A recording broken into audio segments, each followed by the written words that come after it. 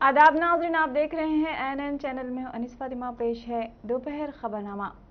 वज़ीर बल्दिया नज़्मा नस्ख केटी रामा राव ने PVNR express way पर 2 रैंप का इफ्तिताह अमल में लाया, जो 22 करोड़ रुपए की लागत से तामीर किया गया है। PVNR एक्सप्रेस वे जो सरोजनी देवी आई अस्पताल का आरामगढ़ शमशाबाद तक तामीर किया गया है, इस पर 2 रैंप तामीर करने की वजह से न सिर्फ ट्रैफिक का मसला हल होगा, बल्कि ऊपरपल्ली पिल्लर नंबर 164 के पास तामीर करदा रैंप से मेहदीपट्टनम अतापुर तक का फासला सिर्फ 5 मिनट में तय किया जाएगा। इस तकरीब में चीफ सेक्रेटरी सोमेश कुमार, वज़ीर तालीम सबिता इंदिरा रेड्डी, सदर कुल हिंद मजलिस इत्तेहादुल मुस्लिमीन व रुकन पार्लियामेंट बैरिस्टर असदुद्दीन ओवैसी, रुकन असेंबली प्रकाश गौड़, साबिक वजीर महेंद्र रेड्डी, GHMC कमिश्नर लोकेश कुमार और हमदा के आला ओहदेदार भी मौजूद थे।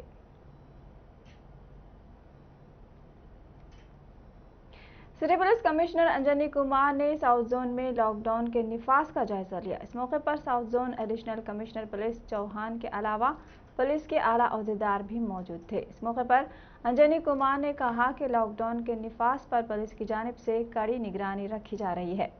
90% अवाम के ताउन से ही मुकम्मल लॉकडाउन नाफिज किया जा रहा है। ताहम 1% लोग जो बिला वजह घरों से बाहर आ रहे हैं, जिनकी वजह से दूसरों को मुश्किलात का सामना है। उन्होंने लॉकडाउन के निफाज की पाबंदियों पर अमल करते हुए पुलिस का ताउन करने की आवाम से अपील की है।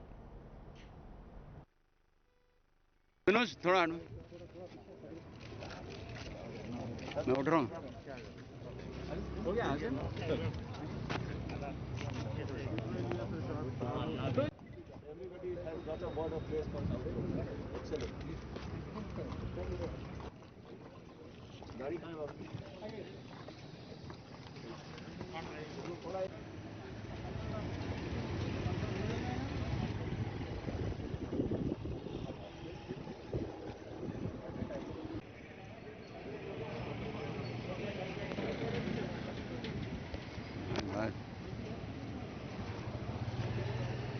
मुमकिन इसलिए हुआ कि आवाम का फुल सपोर्ट है। पूरे डिपार्टमेंट्स का इंटर डिपार्टमेंटल कोऑर्डिनेशन बहुत अच्छा हो रहा है और हमारे पुलिस डिपार्टमेंट के जो भी ऑफिसर्स हैं, कांस्टेबल ऑफिसर से लेकर सीनियर ऑफिसर्स तक, सभी सुबह 9:30 से लेकर लेट नाइट तक आपकी सेफ्टी सिक्योरिटी, आपके परिवार के सेफ्टी सिक्योरिटी के लिए सड़कों पर ड्यूटी कर रहे हैं। हमारे ऐसे बहुत कांस्टेबल ऑफिसर हैं जिनके अपने घर में कुछ लोग कोरोना से इन्फेक्टेड हैं, लेकिन फिर भी वो सभी कांस्टेबल ऑफिसर आपकी सेफ्टी सिक्योरिटी के लिए रोड पर ड्यूटी कर रहे हैं। उनके दर्द को पहचानिए, उनके दर्द को समझिए और उनके लिए आपके अंदर भी कुछ समझ, कुछ जिम्मेवारी होनी चाहिए। इसीलिए मैं आपसे गुजारिश करता हूं, वो 1% लोग जो लॉकडाउन को अभी भी ब्रेक कर रहे हैं, उनको मैं कहता हूं कि आप घर के अंदर रहिए। 99% पॉपुलेशन बहुत अच्छे तरीके से लॉकडाउन को एनफोर्स कर रहे हैं, लेकिन जो 1% हैं जो लॉकडाउन को ब्रेक कर रहे हैं, जिनके लिए हर दिन हम लोग लगभग 9,000 केसेस बुक करते हैं, 7,000 के लगभग गाड़ियां सीज करते हैं, उन गैर जिम्मेवार लोगों को मैं कह रहा हूं कि आपके कारण कोरोना अभी रुक नहीं रहा है। आप कोरोना को मौका दे रहे हैं एक घर से दूसरे घर जाने का, आप उनको अपने साथ लेकर दूसरे घर में जा रहे हैं। ये आपकी गलती है और सोसाइटी। तेलंगाना में महकमे सेहत के हुकाम की जानिब से आज दूसरे दिन greater Hyderabad municipal corporation GHMC के हुदूद में दूसरे दिन भी जोखिम वाले ग्रुप्स के लिए टीके दिए गए। इस मकसद के लिए GHMC हुदूद में 32 टीका अंदाजी के मराकज़ का क़याम अमल में लाया गया है। हर सर्कल में 1000 अफराद को टीके देने का निशाना मुकर्रर किया गया है। तेलंगाना में इतवार से RTC बस ड्राइवर्स और कंडक्टर्स के लिए टीका अंदाजी मुहिम शुरू की जाएगी, जिसमें रियासत के तमाम RTC बसों के ड्राइवर्स और कंडक्टर्स के अहाता करने का निशाना रखा गया है। वज़ीर फाइनेंस हरीश राव ने इस सिलसिले में इंतजामात करने की महकमे सेहत और RTC के हुकाम को हिदायत दी है। सुपर स्प्रेडर्स को कोविड के टीकों के हिस्से के तौर पर RTC के 50,000 मुलाजमीन का अहाता किया जाएगा।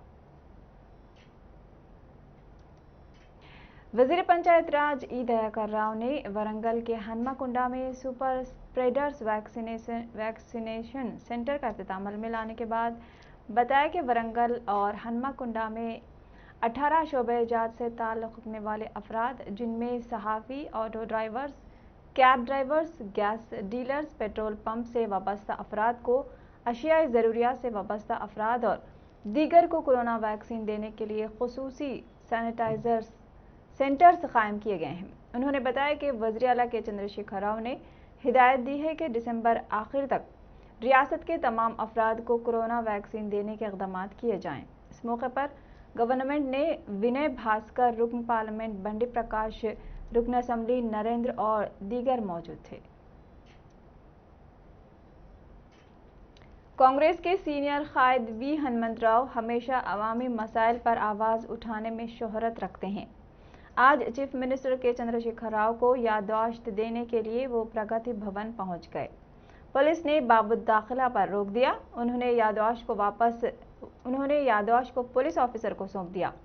उन्होंने कहा कि कोरोना वायरस पर मैंने चीफ मिनिस्टर को अभी तक कई मकतूब तहरीर किए जाने के बाद कोई जवाब नहीं आया। मजबूरन मुझे खुद प्रगति भवन का रुख करना पड़ा।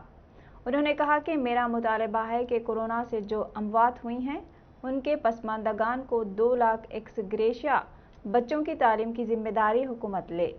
उन्होंने कहा कि अवामी मसाइल पर मेरी जद्दोजहद जारी रहेगी। कोरोना की वजह से कई अमवात हुई हैं और कई घर तबाह हो गए हैं। उनकी मदद के लिए चीफ मिनिस्टर को आगे आने की ज़रूरत है। तर्जुमान तेलंगाना प्रदेश कांग्रेस कमेटी जी निरंजन ने तेलंगाना हुकूमत की जानिब से रियासत के 5 खानगी दवाखानों के खिलाफ कार्रवाई करते हुए सिर्फ कोरोना के इलाज पर पाबंदी आयद करने के फैसले पर सख्त तनकीद की है। उन्होंने बताया कि सिर्फ कोरोना के इलाज पर पाबंदी आयद करना और दीगर अमराज के इलाज की इजाज़त दे देना मज़हब का खैज़ बात है, क्योंकि खानगी दवाखानों में सिर्फ कोरोना के मरीजों से ही नहीं बल्कि हर मरीज से मनमानी फीस वसूल की जाती है। इसके खिलाफ भी सख्त कार्रवाई करने की ज़रूरत है। सोशल मीडिया पर पुलिस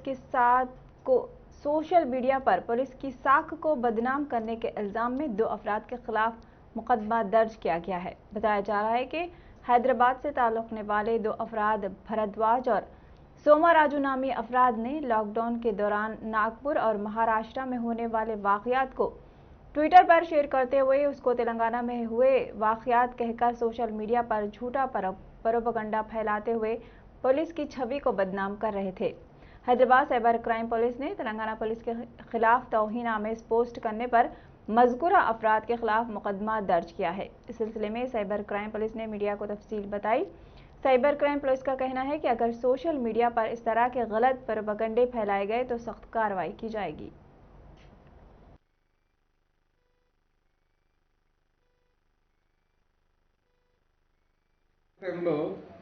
ఒక ఇద్దరు వ్యక్తుల మీద కేసు రిజిస్టర్ చేయడం జరిగింది. వాళ్ళు ఏం చేస్తున్నారంటే ట్విట్టర్లో నాగపూర్లో జరిగిన ఒక ఇన్సిడెంట్ని ఒక వీడియోని తీసుకొచ్చి ఇక్కడ తెలంగాణలో జరిగినట్లుగా ఆ వీడియోలో ఏంటంటే ఒక పోలీస్ అధికారి రోడ్డు మీద పెట్టుకొని కూరగాయలు అమ్ముకుంటున్న వాళ్ళందరూ కూరగాయలు తీసి రోడ్డు మీద విసిరేస్తుంటారు. అంటే రూడ్ బిహేవియర్ ఆఫ్ పోలీసుని చూపిస్తుంది అందులో. ఆ వీడియోని తెలంగాణ పోలీసులు ఇట్లా చేస్తున్నారు అన్నట్లుగా ఫేక్ న్యూస్ స్ప్రెడ్ చేస్తున్నారు. ఇది జీవన్ ఏబీవీపీ అనే ట్విట్టర్ హ్యాండిల్ నుంచి పోస్ట్ చేయడం జరిగింది. అదే దాన్ని కాపీ చేసి భరద్వాజ్ సోమరాజు అనే అతను కూడా దాన్ని ట్విట్టర్లో పెట్టి ఇక్కడ పోలీసుని క్వశ్చన్ చేస్తూ కొంత పౌరుష పదజాలం కూడా వాడటం జరిగింది. కాబట్టి वेस्ट जोन टास्क फोर्स की team SRIP Radhakrishna Rao deputy commissioner की निगरानी में एक इत्तला पर कार्रवाई करते हुए रेमडेसिविर इंजेक्शन ब्लैक में फरोख्त करने वाले 35 साल एम संतोष नामी शख्स को गिरफ्तार कर लिया गया है। Commissioner task force Hyderabad inspector Shri P Rajesh ने वेस्ट जोन की टीम के हमरा कार्रवाई करते हुए एम संतोष, जो कि पंचागुट्टा इलाके में रेमडेसिविर इंजेक्शन को 30,000 रुपये में फरोख्त कर रहा था, गिरफ्तार कर लिया है और पंचागुट्टा SHO के हवाले कर दिया गया है और आगे की कार्रवाई में मसरूफ है।